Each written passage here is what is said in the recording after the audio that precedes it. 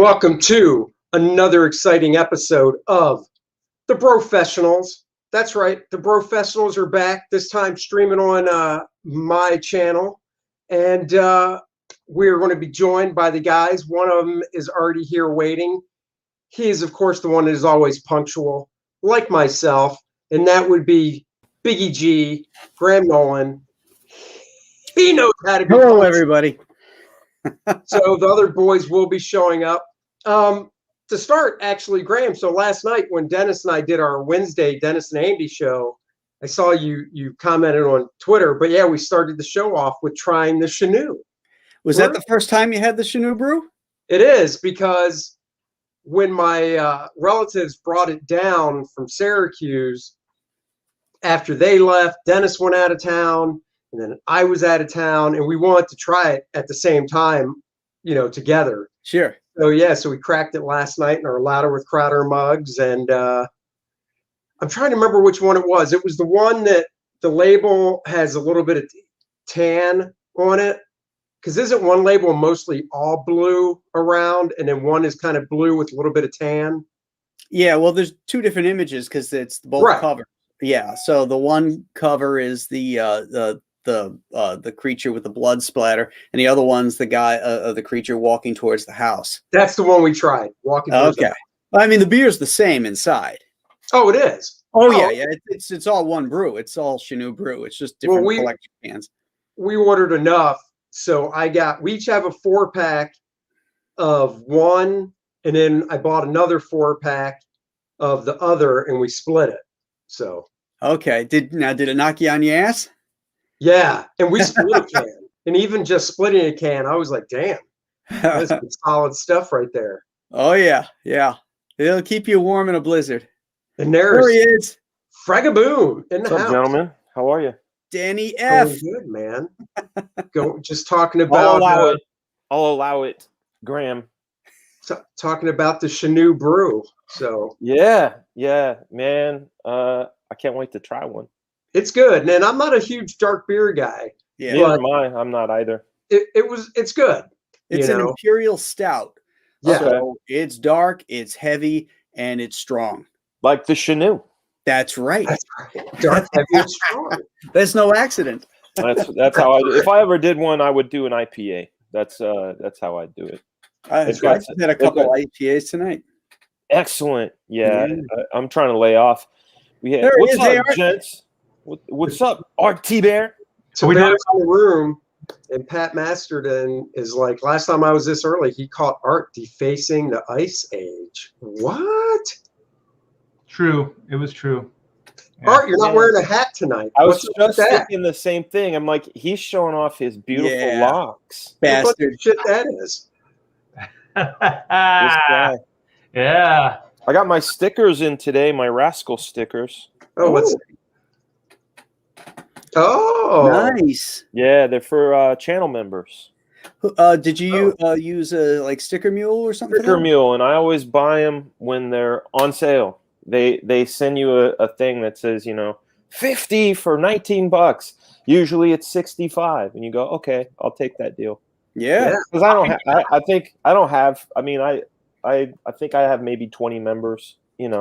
So buying a pack of 50s, fun. Perfect. And I get a few for myself. Slap these around town. Oh, yeah. That's right. Do your kids bring him to school and just slap them all over everything? Yeah. So EVS is live right now. Yeah. He invited. He popped the link in. And I was like, well, I mean, these are the boys. Graham and I were already talking about it, and I'm whipped. Yeah, already. So I don't think I'm gonna be able to join that when we're done. Well, the thing is, he's closing out, I think, a campaign, so he's gonna be going all night. So you might be able to get a nap in, Andy, and then. Yeah. No, man. Once this guy goes down for the count, he is down for the count. There's no waking me up. Yeah. So. Yeah, he'll be up till 3 a.m. That's for sure. Oh yeah. My wife doesn't like. North Free. Yeah. You'll be getting them. I got to send them off to Mike. That's fork it over, man. Yeah. My wife gets mad because I'm one of those people that I'm asleep as soon as my head hits the pillow. That's how I am. I don't have meandering thoughts or anything like that. I out. Can you guys That's exactly how I am. Can you When guys? I fly, Oh, real quick, when I fly, people that fly, well, like with my wife and stuff or our kid, it just annoys the crap out of them because literally I can pass out before takeoff. Yep. And generally, if it's a 3 to 4 hour flight, I'll wake up when it touches down. And that I am absolutely the same. And I didn't know. I'm like, is it the sound of the aircraft? You know, that kind of low white noise hum. Yeah. Is that because it's like a lullaby almost? Like I'll bring a book, sketch pad. I think I'm going to do something, and pow. I can't fall asleep on a plane. Yeah. Really? Just cannot.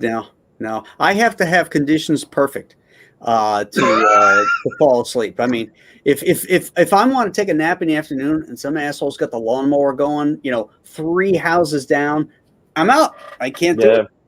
Drives me nuts. I can sleep during the day. Like it could be broad daylight out, and I'll. Oh yeah. Like the other day, I was out in the yard, and I was like, this little chair here looks pretty comfortable. I just got my head back, and the next thing I know, I was sleeping. Oh, you put me out in the sun, and forget it. All bets are off. I lay out in the sun, and I'm like, boom.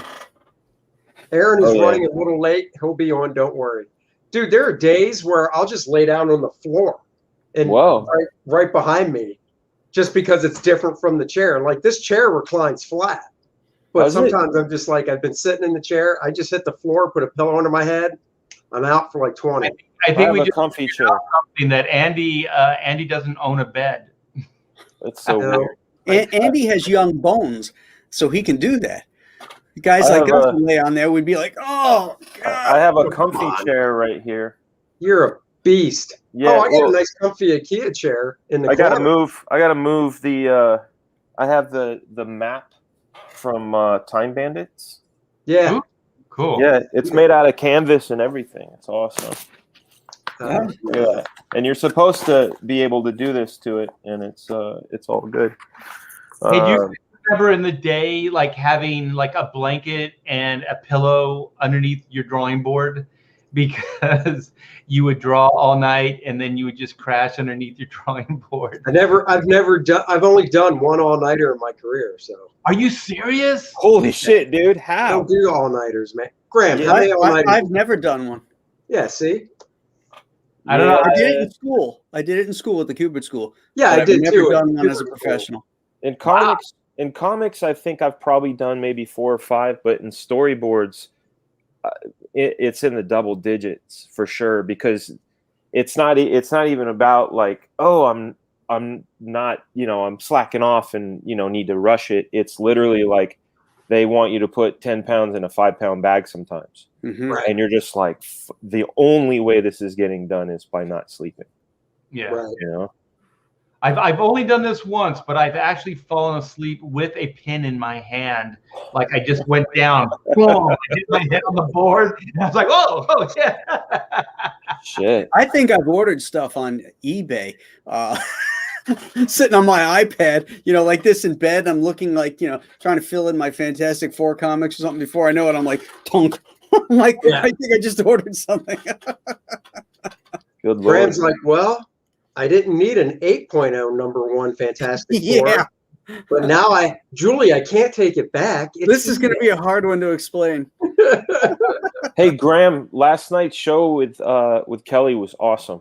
Oh, thank you. Dr. Maskey. Man, what a great interview. I was mesmerized. The conversation was awesome. We went 3 hours last night. Yeah. Did you really? See, I try to catch up on those on the weekend. So yeah. I need to see the last, I guess, 45 minutes then, because I had to turn in. Yeah. We had like a small scare. We had a small. Oh, I'm sorry. Go ahead. Oh yeah, we had like a small scare over the last couple of days, because I've been hit with allergies, and my wife was like, I don't feel good, and I'm like, it's allergies. COVID. And then no, well, that's what we thought. Like I woke up this morning and I felt like I got hit by a truck. Oh. And she's like, that's how I've been feeling. I'm like, oh man, like, because we're safe as heck, right. But she went and got the rapid test, and she's not sick. And so, but it was, one of those things where it's like your day gets rocked. Hey Dan, do you get like these pollen drops? Like here in Texas, I've never seen anything like it. Like there's this yellowish green. Oh, That's yeah. exactly what it is. That's my car is covered in it. Yeah. Welcome to the Central East Coast. Yeah. Dude, I've got an air cleaner in my office so I can not sneeze every second, you know? I've never seen anything like that. I was like, what the hell is all this shit? And then in my pool, like this milky yellow stuff. Gross. I'm like, oh, this is horrible. Somebody should have warned you, man. Like, yeah, dude, it's just this time of year. It is. It's like a complete drop. It's like somebody just launched like a bomb, like a pollen bomb, and it just explodes over everything. So getting back to the all-nighter question, you know, he's asking if we have, and I'm sure everybody's taken it. Like when I would get offered a job like that, I'll be honest, I'd say no. I wouldn't do it. Yeah, I feel like I'm too old for it. Yeah, I just say I went through a period. I said yes to everything. Like I was just like, I don't know if I'm going to work tomorrow. Yes. And then I would figure out how to do it. Like later, I would figure out how to schedule it. But the one thing is like you guys were, you know, like do one book, like you pencil one book. Right. I ran a studio, so usually, you know, we were balancing 5 to 6 books a month. You know, and so that was a lot different. So there'd be a lot of deadlines that would overlap and things like that. So you would find yourself, you know, kind of working long hours. But I will say one thing though, what saved my life, and actually just, and I know Dan feels the same way, and he's probably done this, is when you have kids. When you have kids, you get stuff done that you never imagined you could get done. Oh yeah. Because I started structuring my day 9 to 5. I would go into work. I'd go into the studio. I would work, and then I'd come home and eat dinner with my wife and kids every night. And if I still had work done, you know, to do, I would, you know, like start work about like 9, and then work till about 11, and then go to bed, start it all over again. And then what I started doing, what I found just that brought sanity to me, and my work schedule is I stopped working weekends. I was like, no weekends ever again. And so what that is it also gives you a buffer. So if you need an extra day, you know what I mean, you can take it. But usually you end up liking your freedom so much on the weekends that you don't work anyway. But that actually was the biggest thing that helped me out with my scheduling. Hey, Joe Bernardo. Yeah.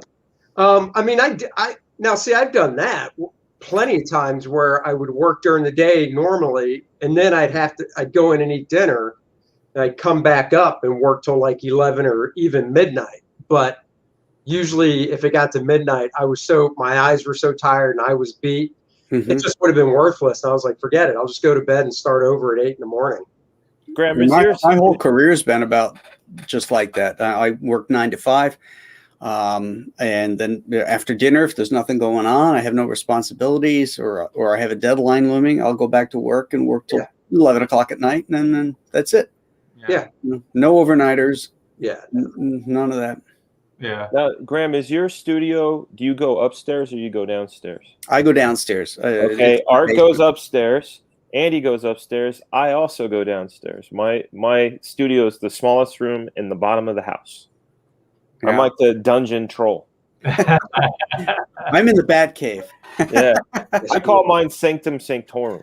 There you go. Doctor Strange's, because it's what is it? It's shaped like a stop sign. It's got like 9 walls. It's like hexagon or whatever. I don't know. 1, 2, 3, 4, 5, 6, 7. It's 7. If you had hexagon, what did the previous owners do? Like finish off part of a basement or something to get that shape? Yeah. Well, it's the whole house, like upstairs. Right above me where the dining room is, it's got that same sort of bay window thing. And then you go one more floor up, and that's where the bathtub is. Cool. Your house is gorgeous. I remember taking some of the photos when you first moved in. Yeah, it's pretty cool. I like it here. The wife hates it. She hates being landlocked, you know. Oh, really? I like your backyard and patio, Art. Yeah. Yeah, that's gorgeous. That's beautiful. Yeah. I suggest you have the Brofessionals out there sometime and we'll broadcast from Art's patio. Yeah, I'll bring the bourbon. I'll bring the cigars. All right. Well, you guys are on anytime, man. You bet. I'll bring something. I'll bring something. I'll bring the beer. I'll bring the beer. There you go. Excellent. All right, let's get this show on the road. Let's do it. Tonight is kind of a birthday episode, and what I mean by that is it's not anybody's specific birthday on the show, but I started years ago collecting comics that came out with the cover date of November, and they had to come out 1969, year I was born.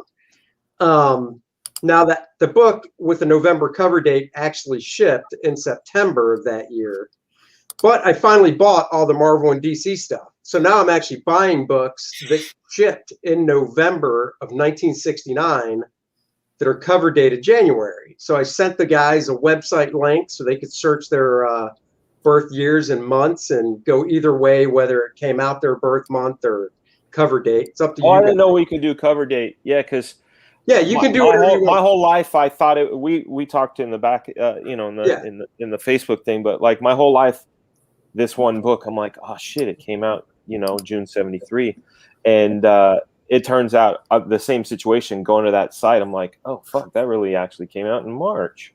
Right. And that's why when I first started this personally, I did, and like I said, I started it probably 5-6 years ago. I went for the November, just because it says November on the cover. But since I got them all now, I figured, well, that's it. I'm going to go for the books that came out in November. And I was telling Graham before the show, I actually got my first 3 over the weekend at a small con in town. That's cool. But we'll start with Graham. He shared his screen, so I'm going to, I guess it's good to pull up, right? Can you post that by link? the way, Graham, I don't know if you guys have commented on his backdrop right now, but those are like the Aurora model kit, like artwork, right? Yeah. Holy shit, man. I still remember. Those are great memories as a kid, the glow in the darks and stuff. Yeah.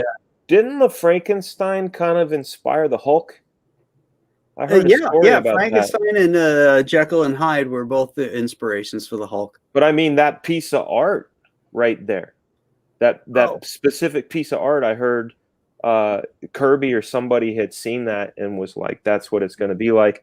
And it also had something to do with the color, right? Like how he got that coloring. I did hear the part about I don't know. I'm not sure. Yeah. James Graham painted a bunch of those. Yeah, I saw a documentary on Aurora and model kits, and they were talking that everybody thought those guys were crazy picking up the Universal, monster stuff, the license and everything. And everybody's like, "You guys are crazy. This stuff's dead. It's dead." And even those guys, they had no reason. They couldn't come up with a reason why they did it. They just instinctively did it. And then it turned out to be one of the biggest hits. And the reason why is all the Universal Monster stuff was in reruns on TV. So all these kids were watching this stuff, and it was getting a complete second shot. And the kids were in love with all the Universal stuff. So when those model kits came out, every kid at that age, that time, they needed those things. And every kid I know that I grew up with had those kits, man. Yeah, in 1958, they released the TV package of the Universal Monsters to the TV stations, and that started the monster craze. Yeah. And then when Aurora picked up the license in the 60s, early 60s, and it was going pretty hard, and it went up until the early 1970s, and then it died out. Yeah. Righty Lopresti's finally in the house. Somebody actually asked to make sure you're going to be here. Well, everybody in the house is making fun of my poor dog now because he's got a haircut. It's like when you were in grade school and you came to school with the haircut. Yeah. They made fun of you. Yeah, a lot of us don't have to worry about that anymore. But no, that's for sure. Yeah. Only one of us has to worry about that anymore, actually. I know, he's showing it off. Fun of my haircut. Yeah. Look at him with his Brillo pad. All right, well, let's add Graham's to the stream here. Okay. So yeah, this is what came out the year of my birth. You're so right. You're old, but come on now. If that's you, you're Ra's al Ghul, man, because you got the Lazarus pit. All right, so this is all the stuff that came out in March of 1962. Not a lot of great stuff, to be honest. This a lot of goofy and funny animal things and all that kind of stuff. Yeah, because you totally missed Marvel by basically 1 year, right? Well, no, Hulk? because Yeah. that came out in March of 1962. It's dated May, but it came out March 2nd of You were born 1962. in March, so that's your birth month right there. March of 62. That's a good book. Yeah, Your parents. that's the Yeah. best one. It's the best one of all the books that are on here. Mhm. That I would have definitely gone for. I wouldn't have gone for these Batman books like this. These goofy. Yeah. This Batman in the goofy days. But I definitely would have gone for this. Oh, Yes. that came out? That's the other thing I saw. I would have bought that too. Those are the two things I would have bought. Yeah, Oh, I'd have bought that. Superman in a gunfight. Yeah, I'm all over that one. That's very cool. Dude, I saw an issue of Hulk #1 CG Seed, and it was just a 0.5, right? Yeah. So that's garbage copy. Right. And I was asking the guy, I'm like, 0.5. I know it's Hulk #1, but that can't be that much, right? He goes, this is a few $1,000s. I'm Yeah, like, I know. are you kidding me? He's like, yeah, That's it's like what- $5,000. Yeah. Those I've got a six Hulk issues of #1 Hulk. that's like a 5. Those You first actually 6 have issues, one? those first 6 issues of Hulk are so hard because that was before anybody was really paying attention, and not a lot of those survived, and not a lot of them survived in good condition. So that's the series, 1 through 6. I've got Hulk 6 and a 6.0, and it's worth like 12 or 1,300, and that's Wow. number 6 in Wow. a 6. So those are #1 is worth a fortune. Wow. That's crazy. I definitely could see getting that Superman though. That's very cool. Because I got a friend of mine in town that he's a collector. He doesn't, he's not on the creative side. And I got him into doing this, collecting birthday stuff. And he was born in 58. So he's doing it, but he's like, man, 1958, there's no cheap books. Wow. I'm like, yeah, no doubt. That's the truth. Look at that. Oh, Gorgeous. hold on. I got a full screen. Yeah, get the full screen up there. Whoa. Now, what condition you think that's in? It's about a 5. It's see-through. I know Oh the my logo's see-through because it's green. We can see The- your stuff the green behind it. screen. It's awesome. Look at that. There's #2. don't Some have people 1 say through that's 6, the hardest do you? of the 6 to get, to find a copy of. Oh, he's Dude, still you have all 1 through 6? dude. You have the whole #3. series. #4. He's rubbing it in our face right now. Yeah, yeah, you are. #5. Oh, baby. Man, if I only had #6, man. You don't have 6? Oh, wait a minute. Oh,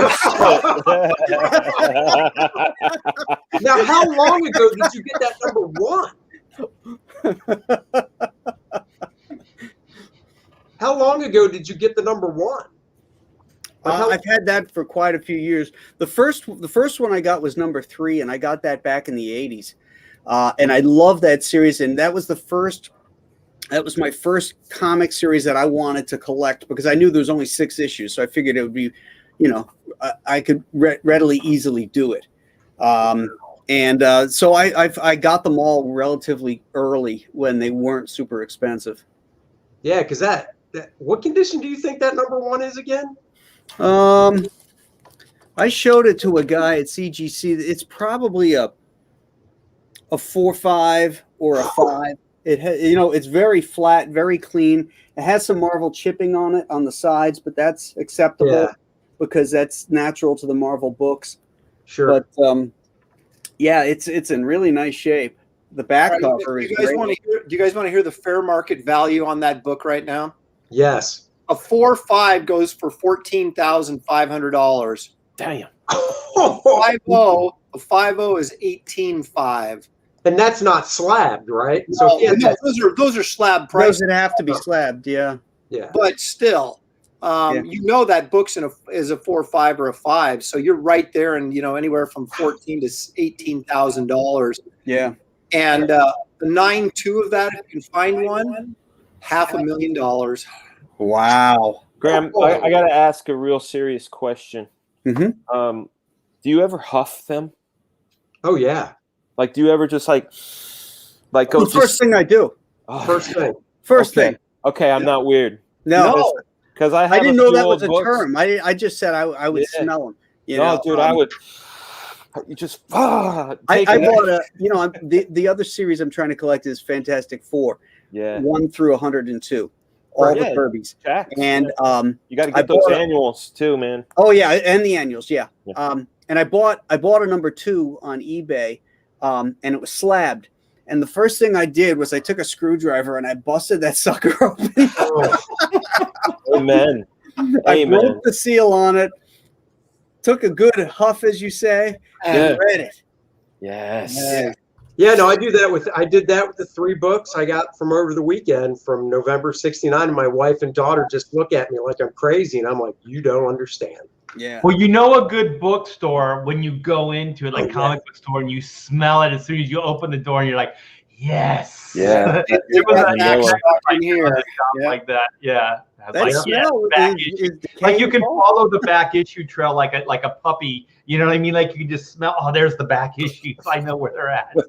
Yeah. So those are the 2 things: the smell of an old comic book, but I also love the smell of a brand new book when it's right from the printer. Sure. Oh yeah. Oh yeah. That nobody likes that smell, Art. That warm, freshly printed. Yes. Yep. So Craig and Boom, are you ready to go? Yeah. And like I was saying, the big mistake I made was that my whole life thinking that this particular book, it says on sale in June, but like a book that cover dated June of 73. You got good stuff to choose from. Yeah. Oh yeah. This is the wait one. Wait a minute. It's the book. It's the time it came out, not when it's okay. dated. No, I know that. But my whole life, I thought it was this one, because it says June 73. Right. And then, of course, I didn't learn about that's like when they're supposed to take them off of the stands.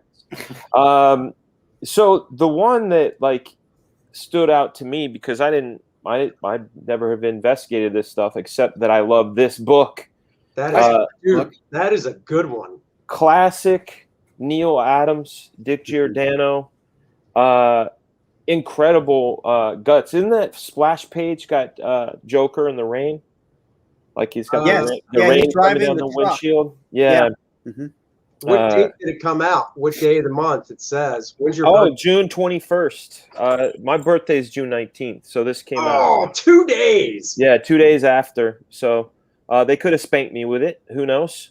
That would be great. That would be great. That's good stuff right there. Let's see what else would have I bought? I was a sucker for the big books because we did a lot of road tripping.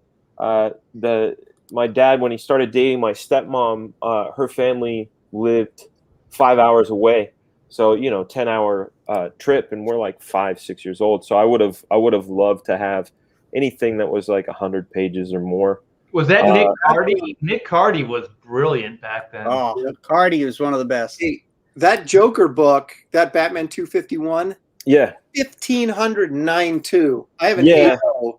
This is highly sought after. I mean, yes, it is. People have done spoofs of that cover. They've homaged it or homaged it, however you say that. Yep. Let's see what else. Darling Captain Marvel. That Barry Smith Conan annual is great. Yeah.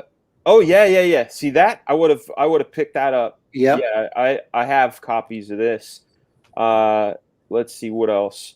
Look at that Captain America, the very inappropriate yellow skull appearance or yellow claw appearance. Yellow claw, yeah. Inappropriate. You don't do that anymore. I did. I bought a near mint copy of it. Yeah, they don't want you to use the chop suey font anymore. Really? Yeah, the kind you see at Chinese restaurants, that it's called chop suey. Yeah. They say that the font is racist. That's lame. That's what the white people say. That's What do you liberal ridiculous. say? I would have been all over this creepy. Yeah. I love creepy. I have a few collections. I got the Toth. Oh creepy. yeah. Probably would have bought the going on, Defender. Yeah, would have bought Ghost Rider #1. Look at that, Ghost yeah. Rider 1. So there, I'd be all over that one. Yeah. That's a plus. Probably would have got Luke Cage. Hulk. Yeah. Hulk is there. Frankenstein's monster. I'd have gotten that. Yeah, me too. I did get it, in fact. See, I would have totally been all over Commandy. I wasn't a monster guy as a kid. I was, I was hearing Kelly talk about his exposure to monster movies and such because of UHF and everything. And the thing that my TV station carried, because we had sort of a similar situation. I grew up in Northern California. It sounds like he did too. Channel 2 played a lot of Ultraman, a lot of Spider-Man 67, a lot of Hercules. Oh yeah. It's like I have all these song and story. Yeah, that's the one. So like they didn't show monster movies. We saw Kung Fu Theater, we saw Ultraman, we saw Spider-Man, but monsters wasn't served to us in the same way. Hey, there was a Jungle Action #6 up there, which is just for you, for the collectors out there. That is the first solo story of Black Panther. He appeared in Jungle Action #5, but it's a reprint of Avengers #86, I think. And this is the first solo story, and this goes for about $1,100 in a 9.2. I have a 9.4. So this is also the first appearance of Killmonger, isn't it? Yes, it is. You are correct, sir. Yeah. What side are you on, Aaron, where you getting the prices? There's two sites. You can Go Collect is actually pretty good because they actually will take sales data, but then they also sort of factor in how the market is going and give you a fair market value for the book. I also have GP Analysis, which just charts sales of CGC books. So you can see what the last sold copy went for, and that's usually a pretty good indication of, where you should be. Marketplace. Yeah. Oh, look at that. First appearance of Brother Voodoo right there, too. There you go. Strange Tales. Oh, I've got that Tarzan. Man, there was a lot of these cartoon books. Yeah. They were still hanging around back then. Yeah, a little bit of young romance. Mm-hmm. Oh yeah, when do we get to mine? All the war comics, westerns, romance, funny. Was that all Gold Key? Gold Key had all the. It looks like they had all the animation stuff. Yeah. And the Disney stuff too. Yeah. Yeah, they got all the stuff from Dell. Interesting. But yeah, I mean, I would have been all over this too. Or Savage Tales #1. Was it? I have that. I remember that on the newsstand. I was like, plop. It was so weird. I had to freaking buy it. But dudes, Plop 1 and Plop 5 have Wrightson stories in them, and they're probably two of Wrightson's best stories ever. Really? Wow. This is have to hunt these down then, man. This has cool. the Frogleg story in it, but issue #5 has a Wrightson story in it, and the artwork in it is spectacular. Plop 5. Pick up Plop 1 and 5. Basil Wolverton covers are like, I know. That guy was like, he was out on another level. Yep. That's awesome. So that was June '73. Seems like a good month.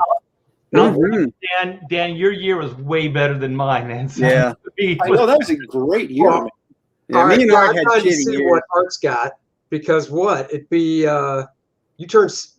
What are you, 60 or 61? I can't remember. Almost 60. So you have like photo westerns and stuff, photo cover westerns back then. Yeah, October 60, 61. Yeah, it was the real Western time. Yeah. They were called dime magazines. We freaking lived it back then. We didn't read about it. We were making it up as we went along. There wasn't. Walked into The a only comic color shop was the and bartered yellow with crows. chickens. They called me Six Gun T-Bear. I rode the horse with no name. I don't know. Yeah, 61, I looked it up. is not good, not good. And October was 1 year before, 1 month before the Fantastic Four. So Fantastic Four 1 launched in November. If I would have been born in November, it would have been cool. It would have been cool. But no, I was born in October. So most of the books that Marvel was putting out were all monster books. Right. And DC. I love those old monster books. Yeah, they were good. I have a bunch of them. Me too. But I just, I mean, it's nothing that people are like, oh, it's not the Marvel universe. And I guess that was right on the verge of Marvel Timely. And I was looking at the cover of like the Marvel books, like Fantastic Four, and they just had like a little box with an M on it. Did you notice? Like they didn't have like the big Marvel, and it didn't say Atlas. It was just like an M. It was like they were unsure of themselves. Like they didn't know what they were. And it's just really, really tiny. Yeah. It's right under the comics code. Yeah. MC. Right there. Whoa. MC. Yeah. I was like, geez, what the hell is that? But anyway, I have this. Oh, Wow. October You own it. 1961. This is from my collection. It's in pretty decent shape. looks like it. Yeah. Yeah. So this Ace the Bat Hound. I love Ace. and the Hound. yeah. So this is still like monster book, right? Like this is DC doing a monster book. Not quite as cool as Marvel doing a monster book, but yeah. And I don't know if you guys ever got duped by these, but 150 Civil War soldiers. Each one of those soldiers is probably ant sized. Really? Oh yeah, they're tiny. Little bag, For right? $1.59? Wow. Yeah, I remember I sent away for it was like some kind of naval fleet, right? It was like 150 battleships, flat tops, and whatever destroyers. And I waited for months for this thing, right? Paid my $1 or whatever. I got him back, and my mom's like, "You got your package. You got your package." I'm coming back from school, and I'm like, "Where is it? Where is it?" Because I'm thinking 150 battleships, right? And then she hands me like this postcard-sized box about this big. The ship's about this big. Wow. Yeah. Have a magnifying glass to play with them. Yeah. Remember yeah, it the was submarine horrible. that they would advertise? It shows the kid in the submarine. It looks like it's made out of metal, and you got a cardboard box with a Oh yeah. periscope thing. Yeah. So yeah, it was not a really good year. I think even the DC books were kind of lame. This is actually the first comic book I ever got. So this is 66 though. Oh yeah. Yeah. So this was I do remember actually being in the store asking my parents, my mom, for the book. She said, if you behave yourself, you can get it. I think it was like a 5 and dime or Thrifties or whatever. So it's well loved. I love how goofy shit that is. That's the Greatest toy in actual the world copy? right there. Yeah, and then do you remember the little cartoons in the back? Oh, Warden Willis. Is that Henry Boltenoff? It does not say. Yeah, it doesn't say. Oh, okay. He used to do a lot of those little, humor things that they would run. Oh, here you go. Is this the Polaris Oh, nuclear? there it stuff? is. Oh shit! That's it. That's it. $7. 7 feet long. Right. It's round and metal. Oh, How did they do it for $7? yeah. Yeah. How do they Amazing. ship it? Yeah, as a gullible kid, you're like, yeah, for sure. Yeah. So I did go to Amazing Mike's. I wish I had cooler stuff to share, but really, it's just kind of, like you said, there's a lot of cartoon books. So there's the Bob Hope books, which were actually pretty brilliantly illustrated. Oh, yeah. Adams did a lot of that stuff. Dude. Neil did. Bob Oxner, He too. did. I've got the Neil Adams ones. I know he did 3 issues of Jerry Lewis, and I've got the couple Bob Hope. Oh, I need those, man. I didn't know those existed. Yep. Oh, they're great. Neil loved it because he said he could bang out like 3 to 4 pages a day, that cartoony stuff. Well, Yeah. what he said, what I remember him saying was, I saw this in print someplace, he said he hated doing Batman because he could only do 7 pages a day, where when he's working on Jerry Lewis, and he could do 10 pages a day. Now that's got to be BS, but Yeah. If Julie Schwartz heard that, his head would explode because he was always waiting on Neil to get the damn pages in. yeah. But yeah, he I wish I had been born in like 73, like Dan, so I could have like cooler books. But I know. 61 was 61 in October was a month before the Marvel explosion. So if my parents would have held off 1 month, you know, I could go Fantastic Four #1. You know, that's my book. You guys only think the books. You only think the books in my. I mean, they are great. I'm not knocking my month, but like if you were born in 61, like you are alleging, Art, then you know you would have been 12 years old, which is like prime comic buying. Yeah, we were getting those books. That's why we're getting them. You saw my selection. You went back to your 12-year-old, 10-year-old self and went, my God, I'm in comic heaven. I'm looking at some of those going, oh, I didn't know that came out then. Oh, that's cool. But you know, they're back issues for me. Yeah, you know, it's like we were buying them. When I get, it's the same thing. Like when I have people talking about like picking up, like Jim Lee's Punisher War Journal, or when Todd was on Hulk or Spider-Man, it was like I bought those as they came on the stands. Like I remember when Todd was the new guy and kind of going, "What the hell? This is a trip," you know. So I experienced it in a different way than people that are like Todd fans because of the toys, and then they go back into his catalog. So for me, when I look at the stuff you guys are showing, I'm like, oh, those are classics, but they're back issues. Yeah. You know? But also, like comic books didn't really, you know, become a big. They were always a big part of my life, but never like where I pursued them. And that was like in the early 70s. You know, where you had a little bit of disposable money from, you know, like mowing lawns. You could go to the thrifty and you could actually throw down some cash and buy your own books. You know, up to that point, you're kind of begging your parents. Yeah. You know, like I'll behave. Just buy me a Batman comic. You know. So Yeah, I was gonna those are say, sweet years, man. Even in 61, there's got to be an Action Comics with Superman and just a regular Superman, I would assume. Well, yeah, I showed you the one from a couple months later. You know, so you know that to me that's cool. You know, that's the thread that actually goes through all of our years. Is there's always going to be a Batman for all of us and a Superman. Yeah, well, there's this like this is like the silly Batman. It is. Well, not as silly as the Not 60s, as silly as the 60s. This was the new look Batman, so they were still trying to make him cool. Yeah. I think it's so cool that you guys got to through just when you were born, got to see guys like Neil Adams come through, guys like Byrne, Perez, Miller. Like that must have been a trip, you know. The 70s were a renaissance for comic art. Yeah, amazing time to be collecting. Yeah, the advent of Bernie Wrightson and Barry Smith. And Luda and that whole crew.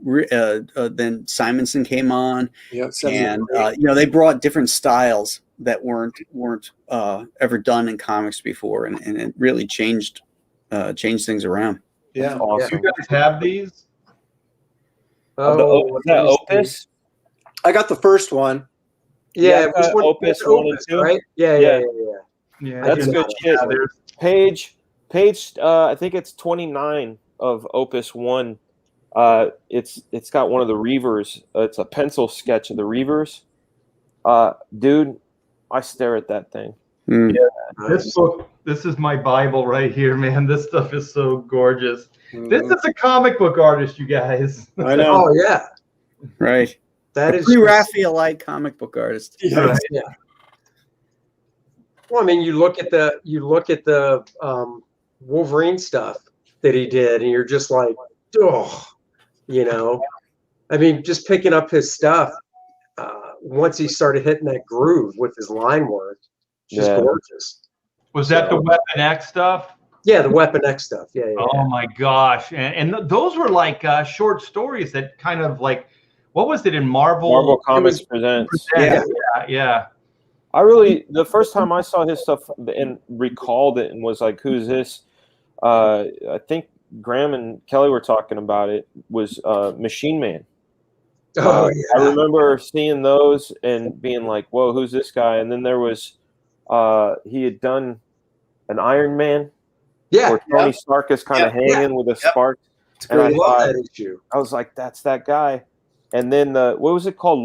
Life Love or whatever. But it was Terry Austin had inked him on a X-Men with Storm and Forge. Yep. And the first page is her kind of bundled in the sheets. Yep. That was another. He had just like these random fill-in issues. Yeah. Wolverine, I think it's 189, where Wolverine's kind of hanging upside down with a bunch of cables hanging on him, and that was a Barry Smith issue. 205. Huh? 205. Yeah, you're right. It's 205. He also did that Marvel Fanfare Thing story. Oh, that's so good. The April Fool's one. Yeah. So good. The Human Torch puts the straws on him. Yep. Life Death. Matt Yackey's in the house. What up, Matt? Life Death. That's it. You guys remember? I think it just kind of changed. It was a deal changer for Daredevil, where Daredevil and the Black Widow are kind of doing like this in-air kind of like acrobatic dance. Yeah, one was upside down. Yeah, and I'd never seen anything like it. It was so poetic and it was so beautifully done, and I was like, "Holy shit!" Those buildings. And then everybody after that was like, "I got to do my version of that cover." Yeah.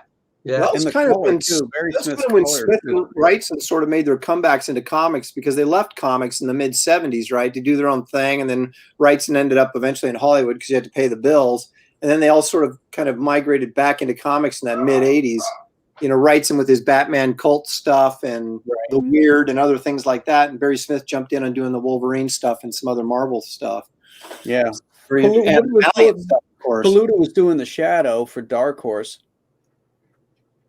Well, he did for DC initially back in the 70s. Yeah, but then he came back in the 80s and was doing the Shadow for Dark Horse. He did a graphic novel with Denny O'Neil for them. Oh, really? Maybe I knew that. I forget. Oh yeah. Dude, this monster, I stared at that thing forever like and the ever. Thing. It's gorgeous stuff. Yeah, I got the Hulk Thing graphic novel, which was pretty funny. That started. I got that one. Yeah. All right, Aaron, you're up. All right. Well, okay. So first, there's not like art. There's not a ton. I mean, I was 64, January 64, so there's a lot of books out. Marvel had already started, but there's not a lot of key books. But I did find a couple that I thought were almost significant. So let me pull. Let me say this: isn't the Captain America coming back to the Marvel Universe? Wasn't that 64? Yes, but it wasn't with Avengers 4. Yeah. Avengers. Yeah. We got to my birth month first before I can do the. Right. Okay. All right. Well, this is interesting. This one's kind of interesting. You got that, Andy? Nope. Yeah, it's right down there under Right a Little Presti. There's a little. Just click on Dude, it. I'm looking at my screen. You're not sharing anything. It's right down there on my screen next to me. I just shared it. Scroll, Andy. Sometimes it goes. Yeah. Okay. So this came out during yours? Doofus. Oh, Now this is interesting. This is January 64, and this is a significant issue in the fact that was this probably their first all reprint book? They got all their superheroes in here. It was a king-sized thing at 72 big pages. It's almost like Origins. Remember that Origin book? Origins of Marvel Comics. Yeah. Secret Origins, I think it was called. Hey, it says right there, the year's greatest collector's item issue. And Stan would lie. 6 big, thrilling, uncut origin tales. How about that? I'm guessing Look at that cape on Thor. Look at that cape. How Kirby draws that. I read somewhere it was either Neil Adams or John Buscema said, if you ever want to draw a cape, look at Kirby. And look at that. It's just there's weight to it. I mean, it's just freaking great. Thor's the only one who could lift his cape too. Yeah. Yeah. Who cares about the hammer? It's all in the cape. Man, I just want to stare at that Ditko Spider-Man though. That's a cool image. That's like a iconic Ditko Spider-Man image there. I think that's from annual number 1 when he fought the Sinister Six. Yeah, I think you're right. I don't have this book. I should get it though. It's I was never really that big on reprint books, but this is kind of a significant one. Marvel Tales #1. So I should, but I want to show you the one that I'm.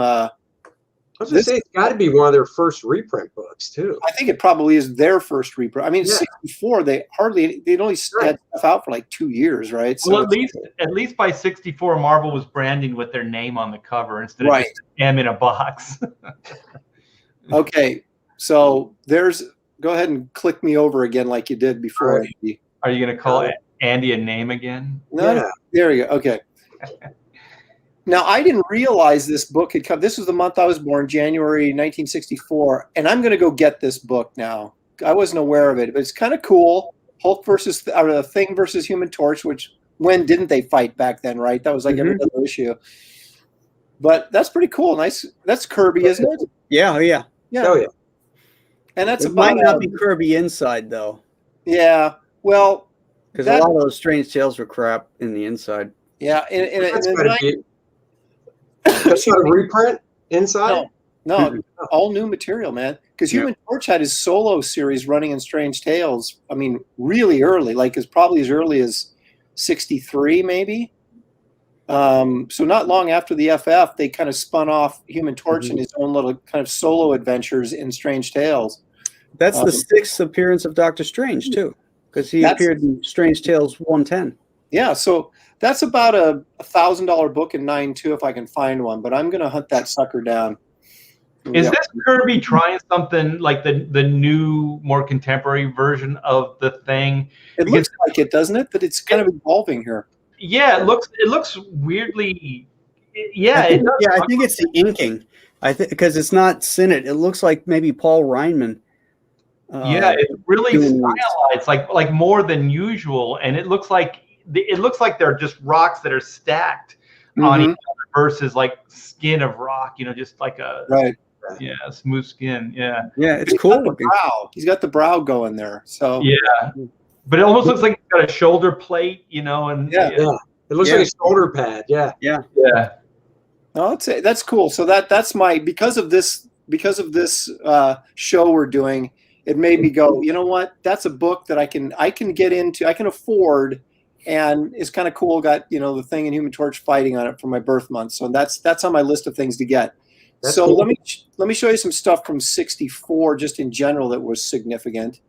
As you can imagine, there's probably a few things, but I just picked out a couple.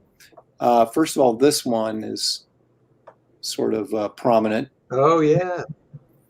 Oh, man. That was a couple months after I was born, but this book is shot up in value. Oh my gosh. I love that costume. I mean, no slight on Wally's red design, but like there's something really just cool about that. It makes perfect sense for a blind man too. Right. Exactly. It does. I mean, it really does. I mean, he doesn't know what he's putting together. He doesn't know what color. He doesn't. Don't you think they were trying to like push the like trapeze artist or acrobatic sort of look? That was the thing. He looked like a wrestler. Yeah. The red costume makes so much more sense with the character's name and everything. But that, I think at the time I guess it was Bill Everett, wasn't it, that came up with this? Yeah. That must have been what he was thinking, like a wrestler or an acrobat or something like that. This book was so composited together, and it ran so late that all the backgrounds in this are done by Ditko. Really? Yeah. Interesting. I did not know that. Yeah, when you look at if you know that and you start looking, you can see like the backgrounds are shoddy in places because it just had to be cranked out. I don't know if Everett actually drew the backgrounds, but Ditko inked them, and you can see the very distinct Ditko inking lines. Interesting. Oh, wow. Well, if I ever find a copy, I'll crack it open. Actually, I have Origins of Marvel Comics back there that I think this is reprinted in, so I'll take a look at that because I didn't know that. That's pretty interesting. Well, when you guys come over for the barbecue, I'll let you read mine, Aaron. You don't have one. It's probably falling apart, isn't it? Do you really? Yeah, I have all of the I have the first 20 Daredevils in order, and I got those in the late 60s, early 70s. Are they trashed? Yeah, they're not in good shape at all. Yeah. Good. Then I I mean, a trash copy of Daredevil #1's got to be pricey. I have a Daredevil one. yeah. It's not in great shape. Man. Of all my key books, it's pretty beat up. But All right, Yo. I got one more here, Andy. Oh yeah. there it is. Now, I actually do own this book. So, Oh. Is yours in good shape though? yeah, I got mine graded at, or I bought a graded copy at San Diego a couple of years ago, a 6.5, which is, it's fine plus. So it's a nice solid grade. I paid $1,800 for it. Right now, it's going for $33. So I feel Whoa! like it's good on the investment. Hey, have you guys noticed like original artwork? I don't know what happened, but there's a big boom right now on original artwork sales. Is this because of the whole digital thing? Did you guys get the memo from Mar or DC? That's Oh, well, that's that electronic art thing. I don't even Yeah, the NFTs. I think it's because people. I just had this conversation. I think people are arriving at an age of nostalgia, right? So like people that like, why would a page from the 90s, which I would have sold for $50, why is it selling for $1,000 now? right. And it's because that 13-year-old is 40 now and has money. Nostalgia drives this stuff, no doubt. But what's really happened here, and at least in the last year and a half, is because of COVID. Now, I originally thought, I'm a big time collector. Well, I don't spend a ton of money, but I'm into it. And I thought that everybody would sort of like pull back, right? Because everything was shut down and people would they're out of work, and no one would buy anything, right? Just the opposite has happened. Because there's no conventions and people can't get out of their house, they're spending tons of money on collectibles. It's cards, original art, comics. And what has happened, what I figured out was the people that are hurt most by the shutdowns are people like restaurant workers and service workers in hotels and things like that. And those are people that aren't generally big ticket comic buyers. They may be new buyers, but they're not going to go back. And the people that buy old expensive books are engineers, are computer programmers, and none of those guys ever lost their jobs. So they were trapped in their houses with still the regular paychecks coming in and no place to spend it. And it went into these markets and it's driven the prices through the roof. Supply and demand. I'm assuming that in another year or so, some of this stuff's going to come back down a little bit and level out. But right now is a terrible time to be buying collectibles because the prices are through the roof on just about everything. My prices are going to go up on the website. So if anybody wants to, get some pages, get in now. Because they are, man. I mean, we're shipping pages out weekly, and it's art by tbear.com. So go there and get pick it. yourself up some pages. Get it. Art by tbear. Get it. .com. Yeah.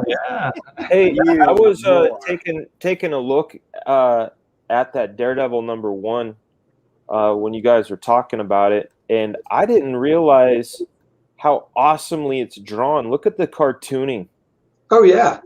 Holy smokes, man. Like my memory of, dude, that's Michael Golden level right there. Look at that.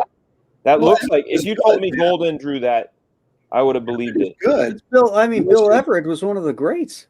Oh yeah, for sure. But I don't know why. In my mind, I remember this being a lot more crude than it is. It's gorgeous. Well, look at what Graham was talking about. There's not a lot of backgrounds there. Yeah.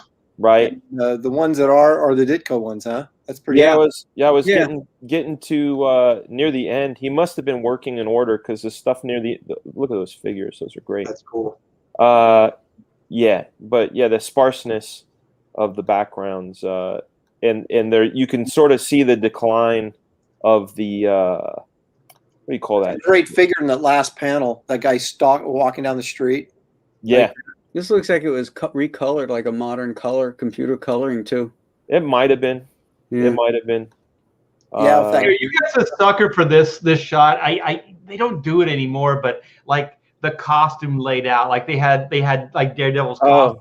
Oh yeah. I love that shit. The briefcase, and you'd open it up and there'd be the Iron Man suit in the briefcase and stuff. It made it real, though. It made it real. Yeah. Like in the movies, they, Iron Man, obviously they make a point of it, but my 2-year-old is obsessed with Spider-Man. So we've watched the Sam Raimi Spider-Man, especially 1 and 2, hundreds of times. And I realized, like, you don't see Tobey Maguire change his outfit too often. He's there and they cut to a scene and he's swinging, Right. you know? And when you're a kid and comics is where it's at, and there were no superhero movies, that made it tangible. That made it like completely believable that guy carried that in a briefcase or, you know, in a backpack that they had to spin a web and hide for, you know, when they leave, you know, and shit, where's my backpack go? Yeah, Spider-Man would always like put his clothes and web them like to the building or something. They weren't there when he came back. You know, they do that every once in a while. You know, it's kind of grounded a little bit. That Ross Andrew always had him carrying a Spider-Man rucksack. You know, he like weave that little backpack, and he'd have, you know, be swinging around with his clothes in there. Yeah, made perfect sense. Yeah. All right, we're gonna pull up November '69. Now these are the cover dated ones. So these came out in September, but since I own most of these, I figured I'd pull up this one. It's a good Spidey, good annual. Yeah. I'd have bought that Abbott and Costello comic too, because that looks like fun. I'm still looking for that one actually, because I have some of the goofy stuff as well, but I don't have the Abbott and Costello. But I have like the Beetle Bailey, I have the Blondie, but I've got all the Marvel DC stuff. Well, look at the Captain America cover and how that stands out more than any of the other covers. Like that thing really with the Captain America logo, and Cap's Mercy. Hey, that issue of Captain Marvel is Carol Danvers becomes Ms. Marvel or something like that. And no, she gets the power somehow. That's what it is. Yeah. All the way back then. Part of it. And look at that Gil Kane robot, man. I love that. It's standing over Captain Marvel there. Oh, yeah. I love that issue. Yeah, I got it. Like I said, I believe part of it's drawn by Buscema, so that's one thing that's cool. That Daffy Duck cover pops. Yeah, look at that with the train. Yeah. So does Dark Shadows. Yeah. And we've got a little creepy in there. Of course, monsters. Famous monsters, yeah. Eerie. We had a great Irv Novak cover on Detective Comics. Check out that Doctor Strange. That's when they had that brief period of time where he had him in the blue superhero suit. I love that. And so did I. By Tom Paul. Hated it, but I actually kind of dug it. I hated it. Yeah, I'm not a fan. I liked it just from the superhero aspect. Yep. Man, all those Marvel covers, those logos are extremely well done. Yeah. Like these are like little, you know, bitty images and how those things stand out. Mm-hmm. Pretty good stuff. This is right on the cusp of Roy Thomas, right? Like it wasn't he 70 or 70. Well, Roy was working here at this time. Yeah, so he may have had a hand in that. Yeah, because he was there in the late 60s, right, Graham? Mm-hmm. Yeah, actually mid 60s. I think he started in 64. And he became editor-in-chief right around, what, 72-ish, maybe? Yeah. Look at that great Fantastic Four. That is an awesome book where the thing goes up to that planet of gangsters, and he has to fight Torgo.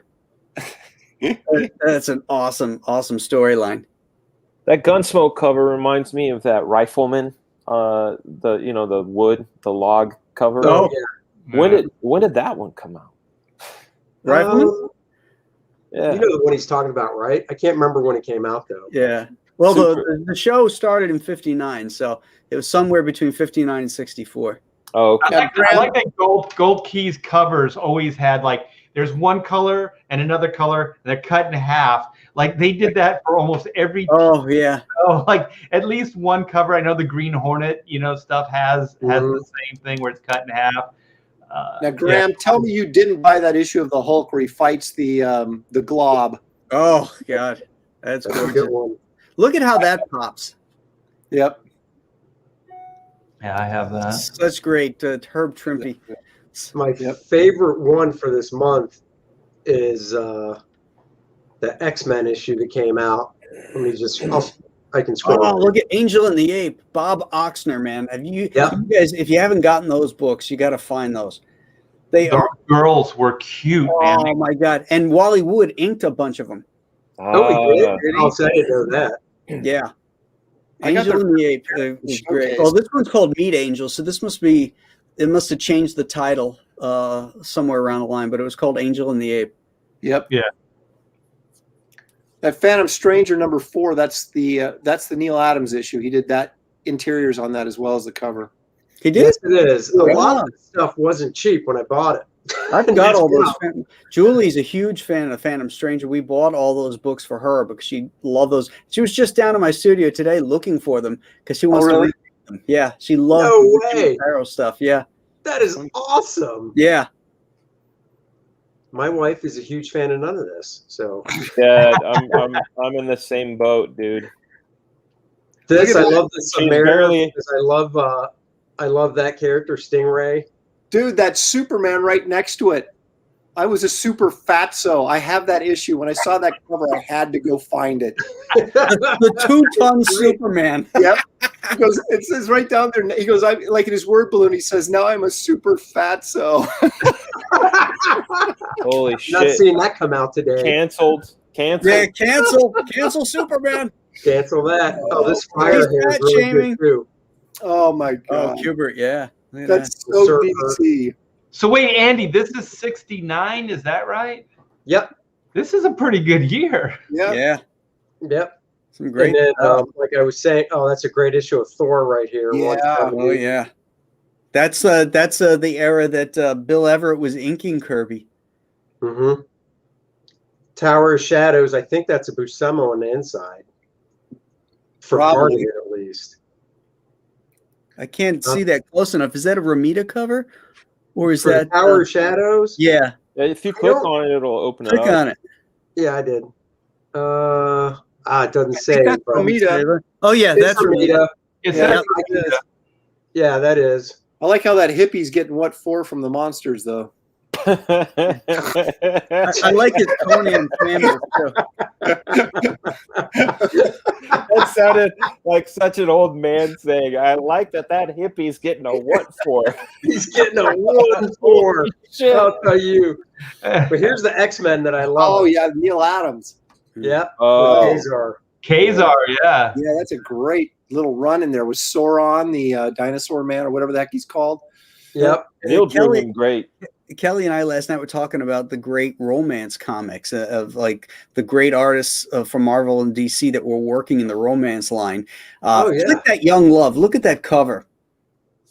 That is where an is it? awesome cover. I've got the issue too. I have the trade paperback that DC did, the showcase of the romance stuff in black and white. Yeah. Because there's a ton of John Romita in that stuff. Oh yeah. Look at that. Look at the coloring in that. That's a gorgeous cover. Is that what's his face? Who did that cover? That's I think it's That's- Giordano. is it Giordano? I think so. It doesn't. They don't have him listed, but he You can was tell the hair, Yeah, on the the face. painting looks like it. Yeah, that hair looks like Giordano hair. Yeah. Look at that ascot, man. That guy's grooving. Oh, yeah, he's a chick magnet, man. He Oh, got an yeah. ascot. But why is he hesitating? She said, "Kiss me," and he's like, He's gay. Yeah, I was going to say he's not. Because he's got an he's ascot. wearing an Got an ascot. ascot, yeah, exactly. Yeah. It should be forbidden, young love, maybe. Yeah. He's like the dude on The Bachelor that just came out this week. Oh, that's you could be. Look at the stories in there. The brush off, a kiss, No, hold on. kiss at Monte Carlo, and Lisa St. Clair. who's Lisa St. Is she a nurse probably, or maybe I don't know. I don't a know. newspaper girl or something? Hmm. Don't know. Woman, She's Right. just a girl. newspaper woman. Yeah, I'm sorry. Did I say newspaper girl? The Tron canceled. Vampirella #2. Wow.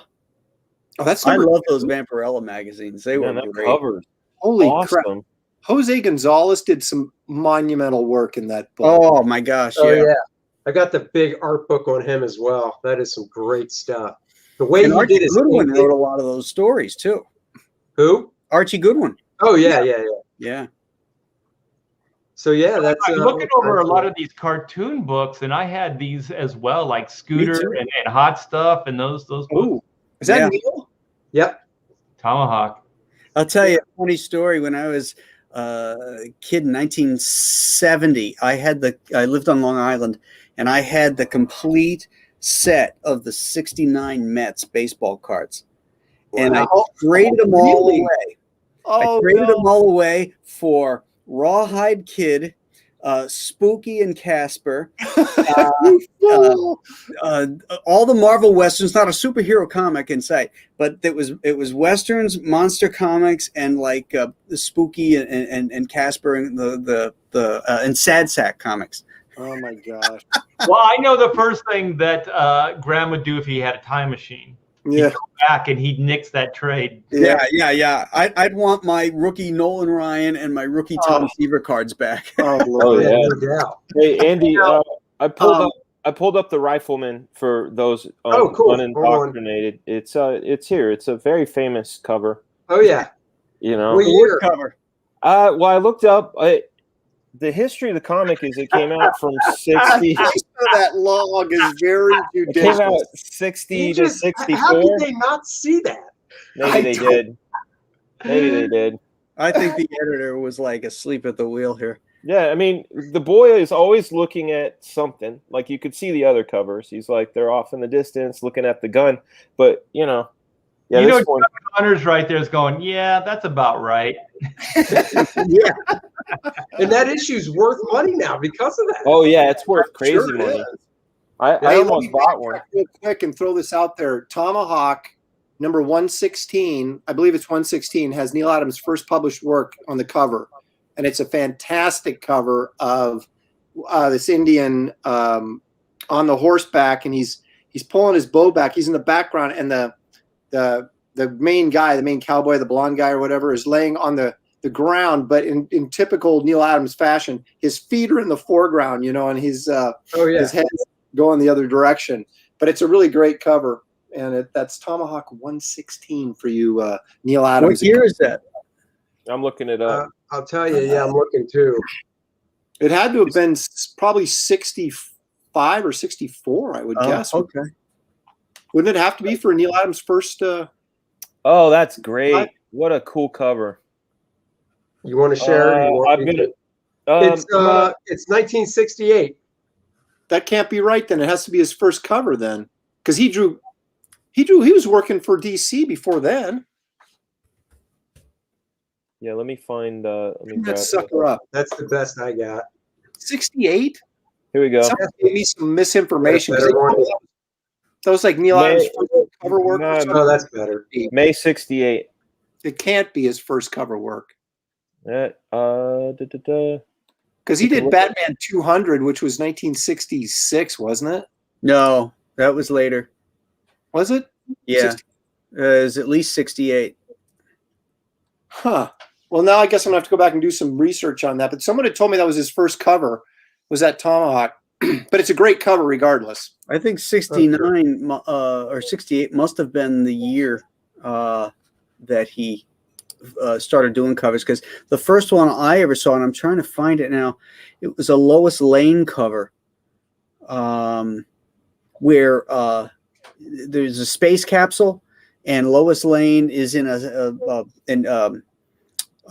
he's reaching out to her or something, isn't he? No, she's in a spacesuit and he's got her lifeline and he's snapping it, and she's like, "Oh no, Superman's killing me. He's snapped because I fell in love with somebody else or something."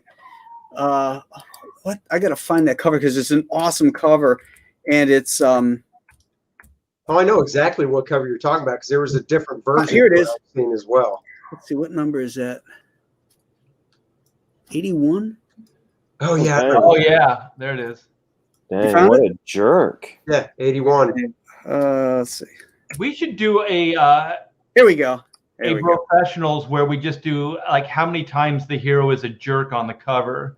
Oh yeah, isn't there like a website called like Superman's a Jerk or something like that, where he just Is there really? yeah.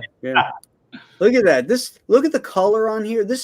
I think this is like my first Superman comic that I ever remember having. I don't know where I got it, but I loved his uniform against that purple space.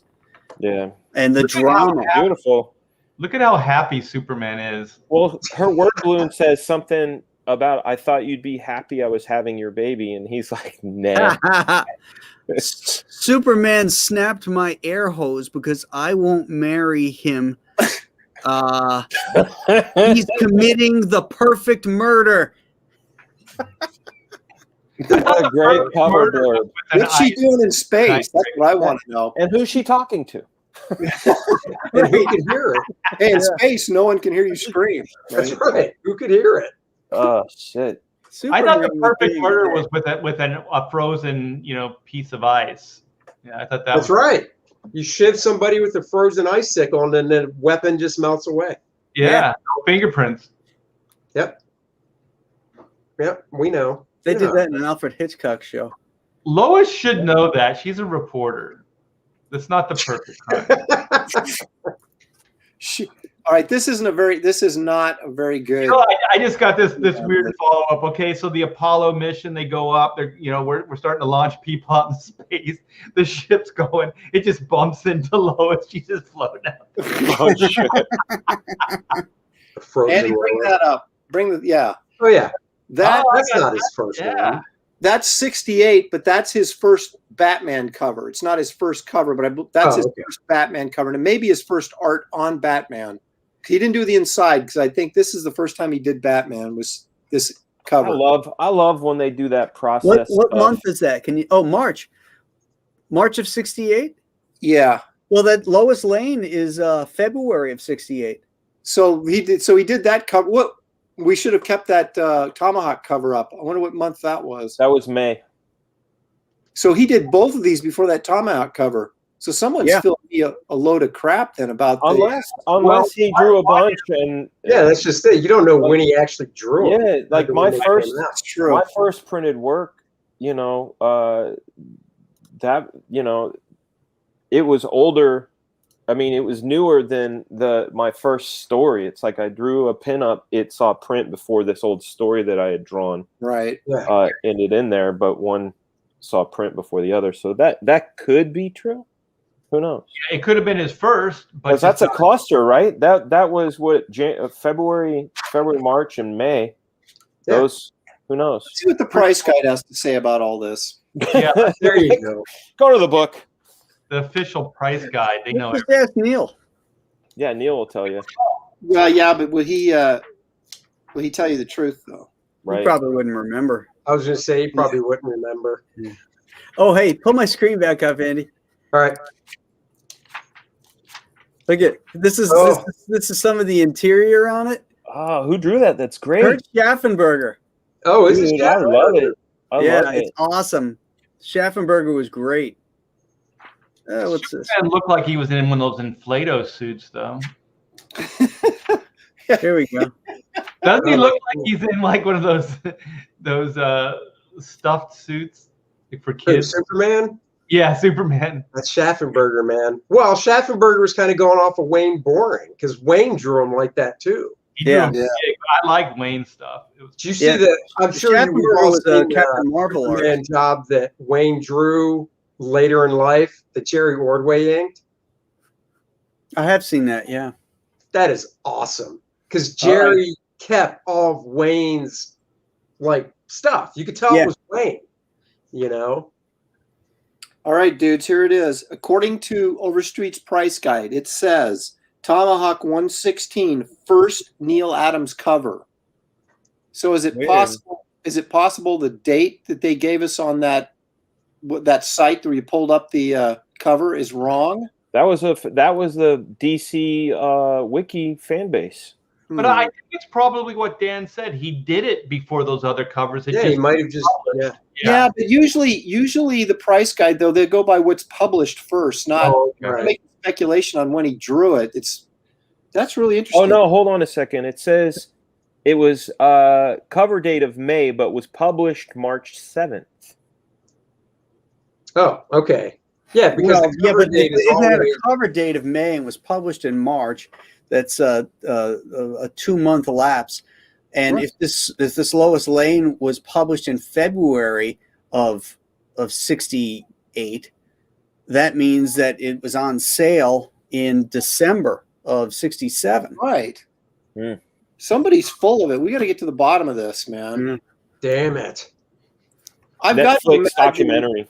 I got to imagine that Tomahawk issue is 67. I can't believe Maybe the date's wrong on that. Maybe the Tomahawk is 67. that's what I was. This is on the DC fan base, but I'll look it up. Hey, they're not infallible, man. Yeah, no, I'm going to cross reference. Wait, it's the fan base. That's right. It's on. Yeah, hold on. Let me see. Comic book realm. Let's check this one. Well, you can always just go to that Read Comics site, find it, and then see what they Yeah, no, and this one on eBay says DC Comics May-June 68. So that means it's right. Cover date is May 68. So which means it came out in March. Yep. So it was right. We're trying here, Aaron. We're trying. Hey, all I know is what top dealers have told me, and now it says in the price guide. What am I supposed to do? They're all the street. Call them out. Maybe it's the Valentine's Day greeting card of comics. You know, they're like, how are we going to sell this fucking Tomahawk? Tell them it's Neil's first. You know, and but because think about this, right? Like I think about this all the time. The first appearance of Wolverine is really the issue. 180. It's 180, like because he's there, and it's the same thing with like Cable for New Mutants. Rob Liefeld's Cable. He actually appears in 87 on the last page, and like it's a weird thing. Like with Black Flag, the first issue, the black and white issue, is the one that sells for the most, even though it's got the highest print run. And the first appearance of Sniper and Black Flag was in Extreme Zero. This guy inked Rob on the cover, and that book sells for $20. It's weird. Like the collector's market is weird that way. If they decide that's the book, that's the book. Yeah, because I never, ever, to this day, I still think 180 is the first appearance of Wolverine because it's a big full figure shot of him on the last page. If it was like a close up, I could see the argument going, well, it's just a close-up. It's a freaking full figure shot of Wolverine on the last page. It's very strange how that works because obviously that's considered a cameo first appearance, right? And usually the full first appearance is one that's worth more money. However, if you look at the first appearance of Darkseid, which is in Jimmy Olsen 130 something or other, there's like one panel of Darkseid in shadow, right? And the real full first appearance of Darkseid is in not New Gods. What was the other one? The Forever People #1. But it's not worth as much as the Jimmy Olsen, which has the one panel. But then you look at the Wolverine, it's just flipped. The first full appearance of Wolverine is worth way more than the first cameo appearance. So who knows? Yeah. Plus, he's on the cover. And the Wolverine. That's iconic cover too. Yeah. Trippy. Speaking of iconic covers, I had to grab something real quick to show you guys. Hang on. You go right ahead. Yeah, the market's weird like that. People want to decide what's what. So, Art, speaking of Cable, that cover that you showed, that was that recently on Heritage? Because I was going to ask you, what it go for? Somebody just sent that to me, so I'm not sure what was the deal with that. But yeah, it had the Heritage auction on that, so I never followed it up, so I'm not really sure. And to be honest, I don't even know what they used that piece for. I did a bunch of promotional stuff for Marvel, for Cable One, and so I didn't even remember that piece until they sent it to me. So it's probably better that you don't know what it was. All right, Andy, give me full screen here for a second. All right, hold on. All right, Aaron's getting ready. Okay, so tell me, do you think this is appropriate for dragging Supergirl to the altar to marry some alien warlord by the hair? What do you guys think of that? Is that Neil? I'm buying it. My money is already out of my wallet. What number is that? Huh? Awesome. What number? That's Adventure Comics number. Where is it? 415. Is it expensive as the Neil cover, or no? It's about $35-$40 in near mint. Who's the artist on the cover? Is that Neil? That's Neil. That's Neil. All Neil? That I don't know. Supergirl looks like Oxner to me. Well, you can tell it's Neil by the guy like dragging her. Yeah, that's totally Neil. Yeah. Oh yeah. Totally Neil. The girl, I don't know who inked that. That's a His great face looks like, doesn't that look like Oxner's face? Yeah, it does. But it's a credited Neil Adams cover, so. Well, he was a good ape too, or ghost rather. So he could have been, because Oxner, I think, was doing the interior stories. Yeah, so maybe he was trying to ape that style. That's true. He may have done that. His commercial art background. I love this. Holy me too, Batman. It's true. You're not doing that on a cover today. Can you Actually, imagine if it was a cover today, it'd be Wonder Woman dragging Superman by his cape. Right. Could you imagine Going his cape?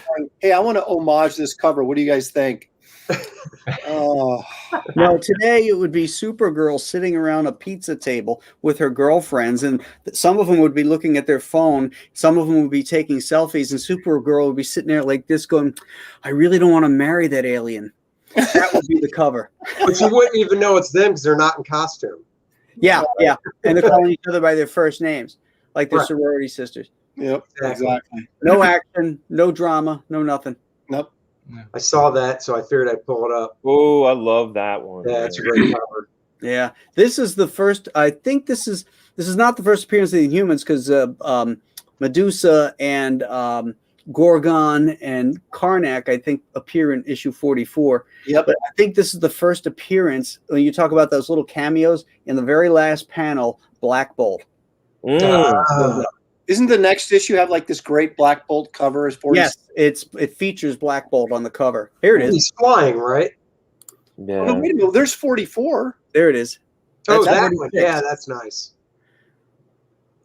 Yeah. That's 46. Here's 45.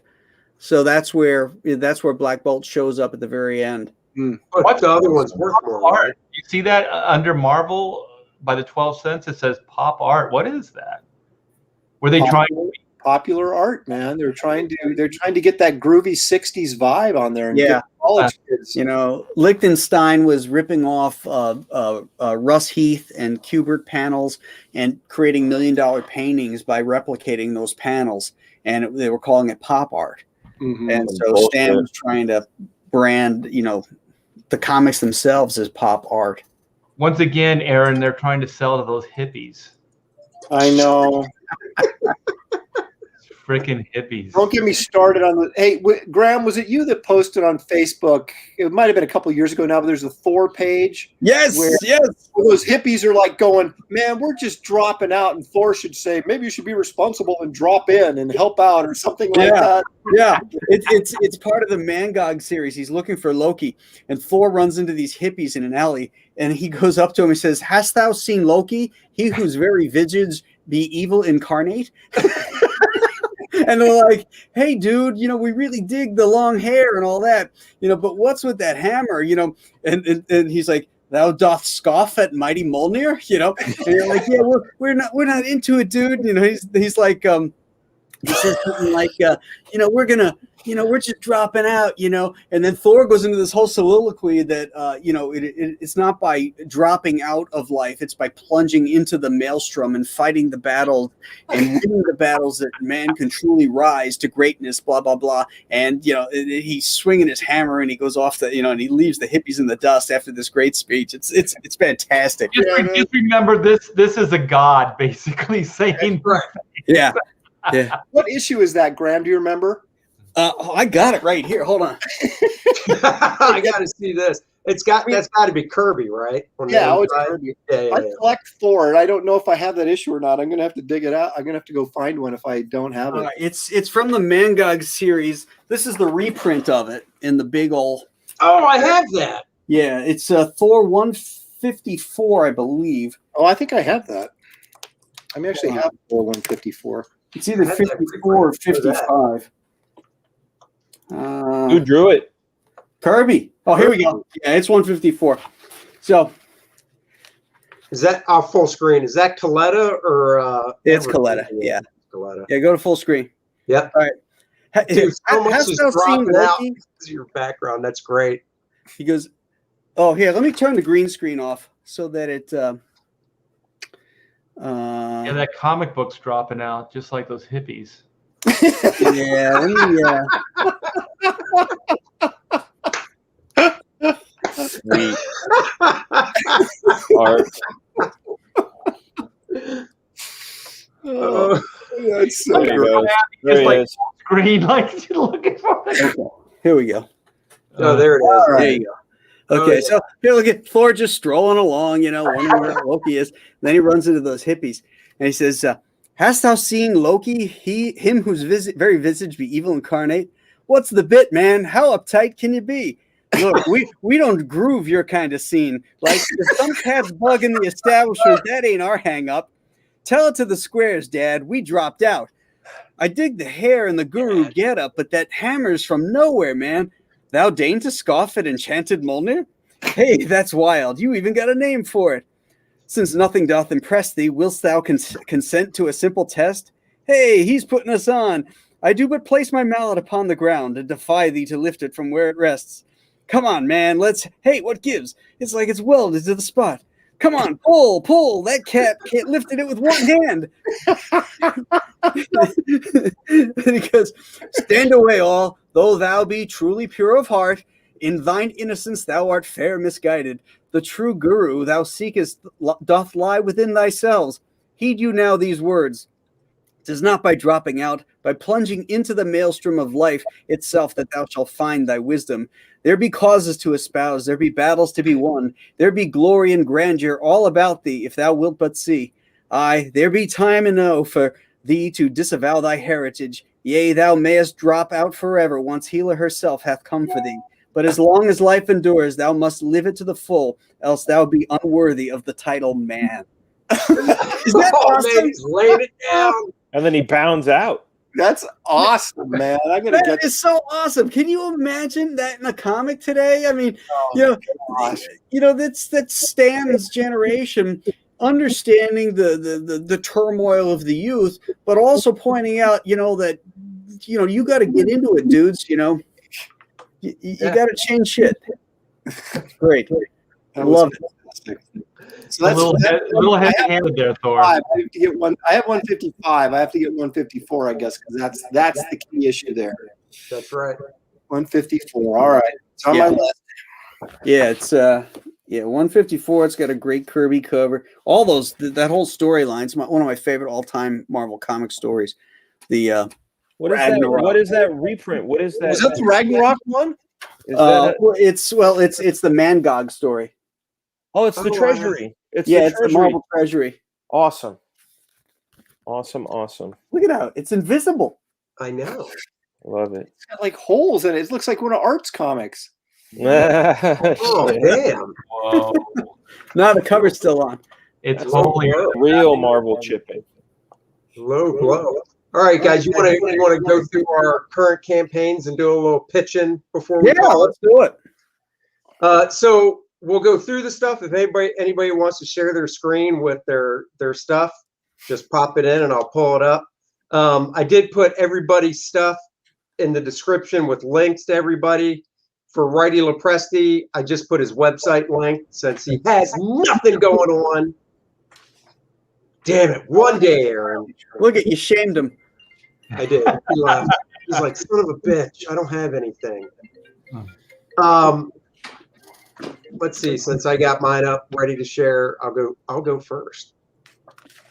So my current everyone is First Man, as we know. It's in demand now. Books ship out the next day. 64 page of superhero fun. If you haven't got in on it, get in on it. It's a fun comic, fun 64 page book. And like I said, it will ship out the next day. If you like cosmic superhero action, you will like this book. So there is mine. Going over to Mr. Nolan.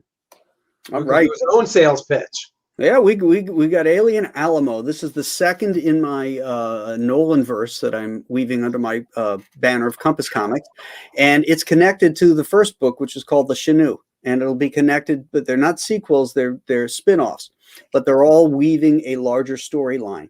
So this story takes place in 1957, and it's a father and son on their ranch called the Alamo.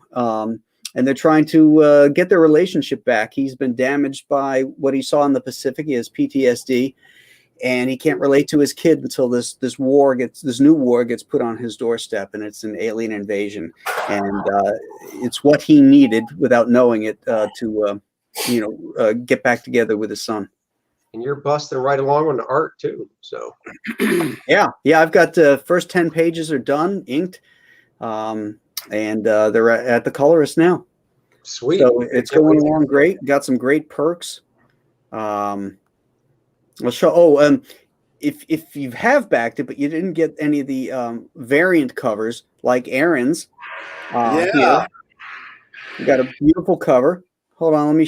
Here, I'll show you the interior pages. That's there right. we go. So we open up, with a starry night on a Texas ranch. 5 minutes. We're just wrapping up. Okay. And he wants to see Sputnik. I love the vistas, man. Your establishing shots are so composed. They're gorgeous. Oh, thank you. So they're sitting there under a tree waiting to see Sputnik, and then they see this. Crab aliens from. That is not Sputnik. He goes to pieces of it after we shot it down. He goes to tell his dad, and his dad's sweating it out. He's been drinking. He's been self-medicating his PTSD. So he and his dog Tonto say, "Hey, let's just go out and check it out." So we'll hop on our horse and off we go to see what happens. And they get to the ridge and they look down and they see what? What do they see? They see free stuff. That's what they see. That's what they see. And everybody gets all this stuff because those stretch goals have already been hit. So you order the comic, you're getting trading cards, bookmarks, stickers, cover upgrades, all that stuff. Nice. Hey, did you do that Metamorpho miniseries back at? I didn't know that. Did you do that Metamorpho? Yeah. Yeah. Me and Mark Wade plotted that. Cool. You inked it yourself, right? I was supposed to, but then I got offered Detective Comics. Oh, so who inked it? Do you remember? Ron Boyd. Oh, okay. Yeah. So, and where is Butch's cover? Did I pass it? I want to show. The reason I mention it is because the variants are only available here on the campaign. Once the campaign is over, once I start fulfilling, the variants will no longer be available. So if you were on the fence about getting the collectible variants, this is the only place you can get them. Cool. So, oops. What'd I do? I think you were just about to get the Butches too. I think so. There, man. It's those wireless mouses. You scroll your finger over it a little bit and come on. Are we back? Well, some of it's back. Where the hell's the rest of it? Oh, here we go. Oh, there it is. Here's Aaron's. Here's a nice shot of Aaron's. There's Aaron's. Beautiful. Yeah, look at that. And Aaron colored it too. Did a great job. Excellent. And here's Butch's. That's killer. Yeah, this is really neat. And this was colored by Dan. Oh my gosh, I'm drawing a blank on his name. Dan the colorist. Dan Brown. Oh, Dan the colorist. The color is in his name. that's right. You'll never forget it again. And this is the mini print done by me and colored by Greg Wright. Dude, it's got such a Mobius vibe to it. Or sorry, Jeer. Yeah. Oh, absolutely. Yeah. It's so awesome. I told Greg, I said, when you're coloring it, I want you to pull out the Blueberry books. Did you? Did you? Yeah. Oh, said, dude, pull out Blueberry. Dead on. So Yeah. gorgeous. I tell you what I like. I like the subtle kick of the gun. So you got the gun blast. The recoil? Yeah. Yeah. Nice little subtle. Mm-hmm. Well, I just like the fact that the thing is flying into pieces. Yeah. It's a 30-30 shell, so it's going to do some damage. That's nice. Yeah. Great. So Sweet. yeah, so back this project, guys. It's doing very well. I want to try and hit the 100,000 mark if we can before fulfillment in December. So we got 1,200 backers. Let's get this up to 2,000 backers, and we can do this. Heck yeah. So. It looks Sweet. great, Brown. It really looks good. Yeah. Thank you. Thanks, guys. Hey, can I play the video? Yeah, go right ahead. Full screen it if you want. Okay. Did that do it? Yeah. Okay.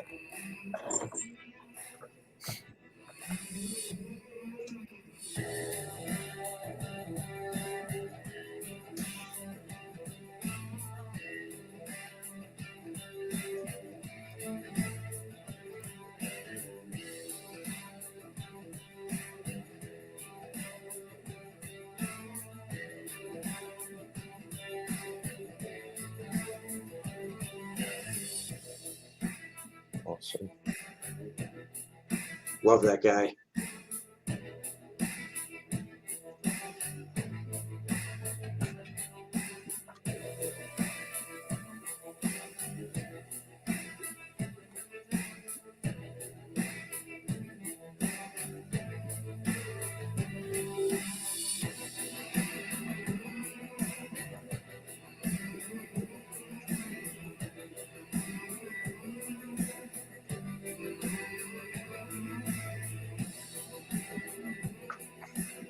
That's cool. That's what happens when you spend a little money on your trailer. It's good. It's real Thank cool. you. Thank you. So back Alien Alamo, gang. There you go. I appreciate All right. it. It's Fragaboom. Oh dang, it's my turn. All Oh, right. dang. You Uh, know it. So Black Flag is a book that I created back in '93. Put it together in '94, but the sort of the impetus of creating this book was filling it up with things that I want to draw all day long. You know, I wanted to draw big giant purple gorillas. I wanted to draw aliens. I wanted to draw big gun toting guys. A lot of my influences are in there as far as like characters and creators and things that I like. You know, characters like Rascal. Rascal is the standout right now. He's this guy here. People seem to like him. He's kind of my Spider-Man Todd McFarlane fix. Mm-hmm. You know, it's a character that I can put into these sort of poses. You can't. I mean, you could do that with a guy with guns, but it's, you know, you want those guys to be kind of stoic and big and stand wide, you know. So the original intent when I created Black Flag was just to draw whatever I wanted to draw anytime I wanted to draw it. Bringing it back though, I'm no longer a 21-year-old kid. I'm almost 48 now. What? And yeah. No, Art. It's Oh, weird baby. because Art knew when I was literally a baby. You're a wee lad. Yes. And I wanted all these elements to make sense. So we spent a long time, my buddy Will and I, making all this stuff work. And this book is the culmination of that. It's a 48-page prestige format, square bound, like Dark Knight, my favorite comic of all time, that we put out, and we hit our stretch goals. So everybody's going to be getting the recolor poster from the triple gatefold. They're going to get this as a folded cover. We hit the other one where they're going to be getting this as a folded poster, as well as my mixtape. Going to give you guys a rap album, which is going to be pretty damn funny. No, it's where, you know, like, I don't talk a lot of crap on Twitter, but I have a lot to say, and it's going to be in the mixtape, and it's free. It'll be fun, and doing it. The process of doing this book is a little different, and I'm really happy. I don't know about you guys who work digitally, but there's this sort of freedom to digital that is very exciting. You can kind of move and mess around with stuff. So I draw everything on an iPad with custom brushes. We send that out to Shelby Robertson, who's inking the book, who actually inks it on board, because there's something about the aesthetic that I like about ink on boards. Mhm. We got the very incredibly talented Matt Yackey coloring everything. And we have Kurt Hathaway, the original letterer, the guy who, you know Kurt. Kurt is doing all the lettering and post-production on the books over here at Incredible. And this is it. And we've been very blessed to hit six figures twice. So big big love and respect, and we crossed over the 3,000 backer threshold, which is nuts. Can I play the trailer? Yeah, dude. Awesome. Let's go. Full screen that baby. Allow me to reintroduce myself.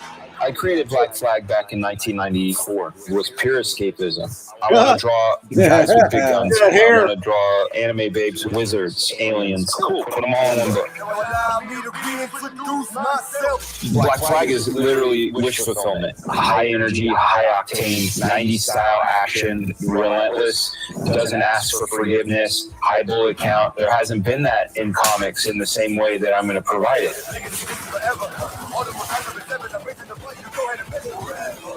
Sniper decided that he was going to go back into doing what he does best. He went and he took all of his gear, which had the shield on it with his flag, and he blacked out all the flags. He has no allegiance to anybody but himself.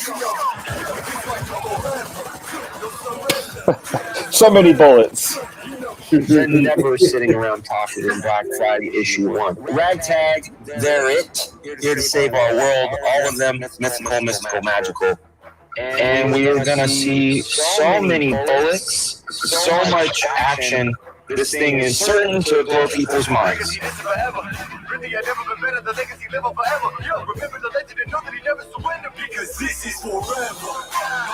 That's basically what Black Flag is all about. Let's go. Nice. Allow me to reintroduce myself. Sweet. And there you have it. That's There you awesome. have it.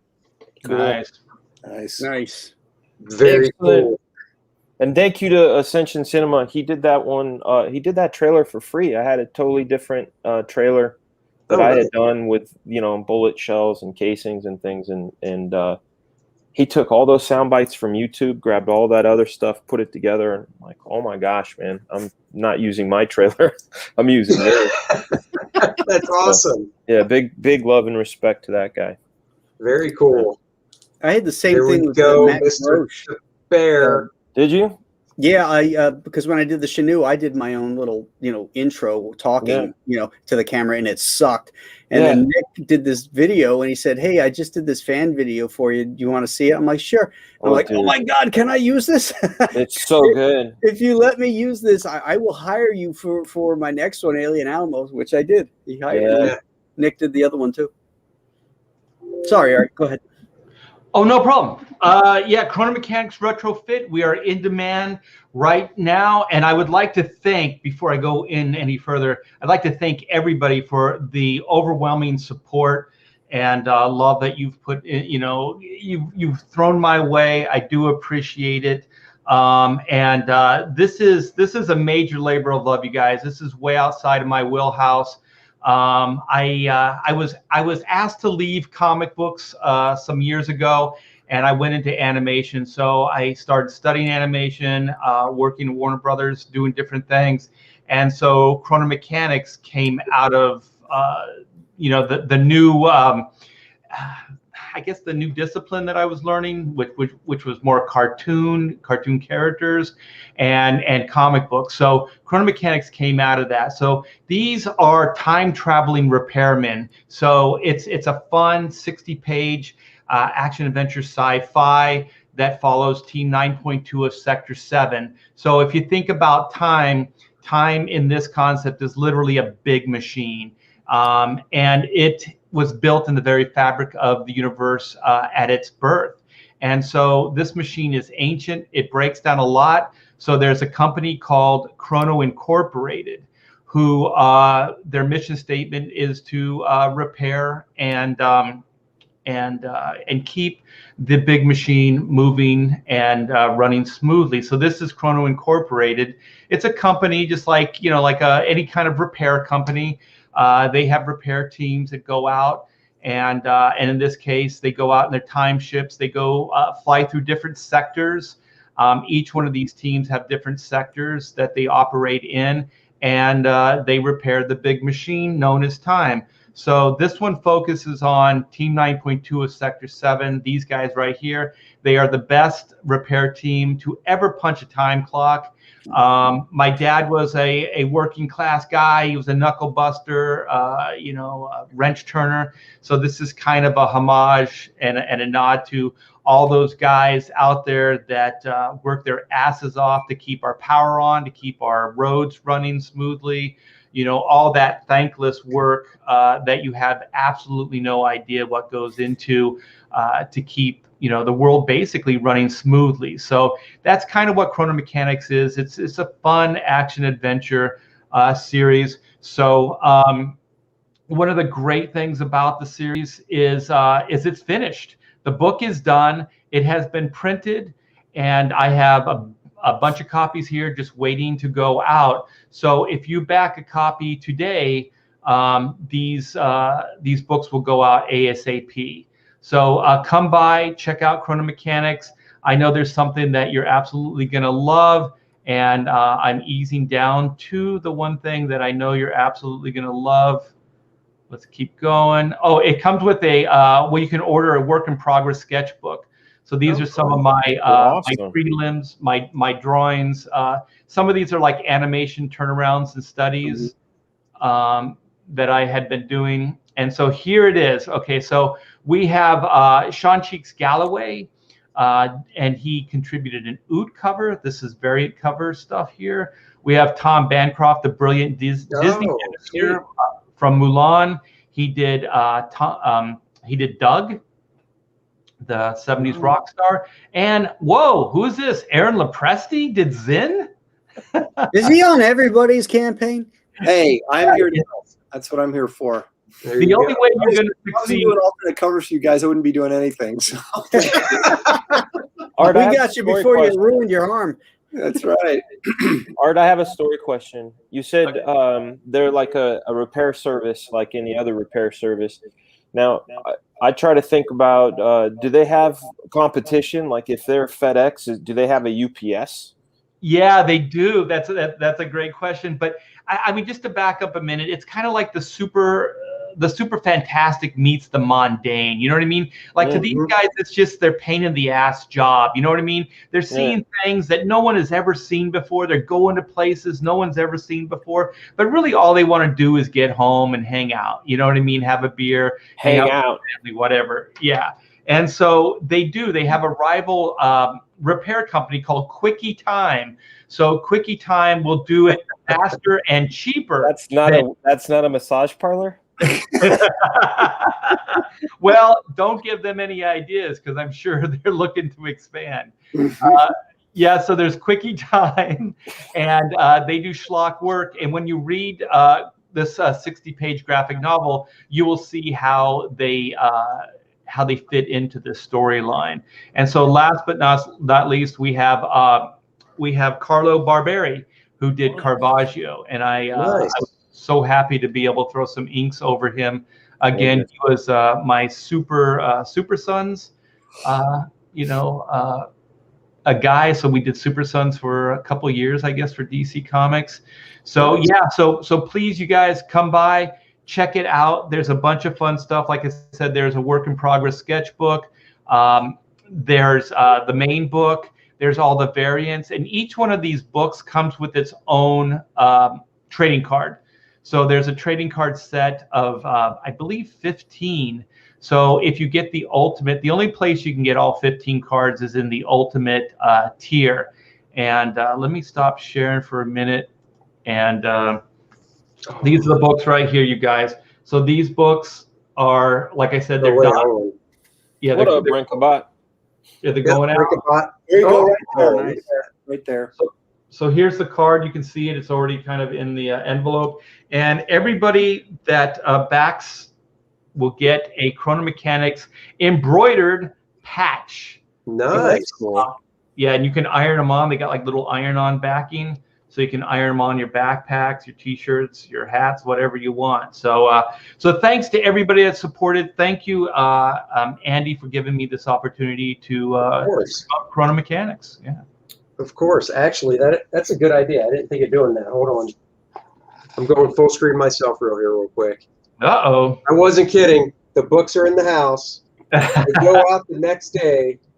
the 64-page graphic novel and the 40-page program book that shows behind the scenes layouts and guest artists rendition of First Man. Shipping out daily. So there you go with that. Nice. There you go. I learn something new every day from you guys when it comes to promotion. So Hell yeah. there you go. That was fun. We'll have to figure out who's tackling next week. Don't I get to? Oh, and Aaron, yes, you do. Do you have anything to share? You want me to full screen you or? No, actually, I do want to say that I do now have my YouTube show is now regularly Sunday evening afternoon, 5:30 Pacific time. And This week we're doing my top 10 movies of all time, and I actually have clips and everything prepared. So bring your favorite movie snack food to enjoy that, and I'll also be drawing it after that as well. I got one of my episodes got monetized or got a commercial in front of it, but I'm not getting any cash because I don't have enough subscribers. So come on, you guys, help me out. How'd you get a commercial in front of it? Yeah, how'd you get a commercial? Yeah, how'd you get a commercial without having 1,000 subscribers? So they put it on there, and I saw this video. Some other people that have been like do this for like a living or whatever, do YouTube stuff, and they were saying that now that YouTube can actually put advertising on your channel without you being monetized yet. On my Michael Golden video, they actually have like an ad running in front of my Michael Golden video. So Does that have like the most views out of your stuff, or not really? I couldn't figure out why they picked it, but there it was. I was like, what the heck is this? And where's my money? But yeah. Yeah, So, you guys, go check out Aaron's YouTube channel. It's really entertaining. I love it, and I love when your wife Shelly comes in there. Man, I always say like it should be the Shelly show. Like, the Shelly show with guest star Aaron. Yeah, Aaron Presley. It brings a level of humor and entertainment that is rarely seen on YouTube. So I'm gonna check that out. Also, I am working on stuff, and I will be announcing. Someone in here wanted to know. Let's see, where is it? Andrew Tom is saying, I wait diligently for Aaron to announce his newest project someday. It's coming soon. There it is. Yeah. I've got some irons in the fire, as I've said, for this month, and I'll find out all of it this month, whether some of this stuff is a no or a go. And, if I'll be launching a Indiegogo project here very soon. So all that will be known in a couple of weeks. I am working on a couple. I'm doing a short sci-fi story that I'm writing, penciling, and inking for Encode Graphics, which I believe they're in Sweden or someplace. But so I'm working on some stuff. But those things, Aaron, that you said are kind of like on the back burner, and you're waiting to announce them. I say you announce them, and that way they can't turn it down. Because you've already announced it. You just throw it out there. You say, yeah, I'm going to be working on Action Comics coming Monday. Well, it's not DC or Marvel, I can tell you that. All right. Well, good. Garbage Man is coming out. I know I've said that before, and I'll say it again. At the end of this year, around November, I still can't say who the publisher is. Anyway. But I will announce as soon as I can officially, but it is coming out. So that's my entire DC run, and it has new material, like about 20 pages of new material, and the first appearance of like some major characters from the Loprestiverse. So it's worth getting even if you've got the comics, because there is some new material in it. Excellent. There you go. And we all, just so everybody knows, we all have, obviously you're on my YouTube channel. Graham Nolan has one under his name, Fragaboom under that. Art under his. We all have YouTube channels, so like and subscribe and hit the notification bell on all of them, because the Brofessionals rotates. Don't know who next week is. Is it Art? Is it Art? I think it's Billy. Billy hasn't done this rotation yet. Oh yeah, you did last week, right? So I think Andy, and then Billy, and then it goes back to me, and then that will be then like it goes to me. Yeah, we'll have finished up our second run of the show so far. Yeah. What is that, 12 episodes or 12? Something. Yeah. Yeah. Definitely stay tuned. Stay tuned for that. You'll see it on Facebook and Twitter and all that fun stuff, so you'll know what channel to pop on. But thanks everybody for joining us tonight. We hope you had fun listening to us blather about comics like we love to do. Yeah. Yes, we do. And we'll catch you guys next week. So take Good care, night, Thanks, everybody. everybody. Peace Bye. out.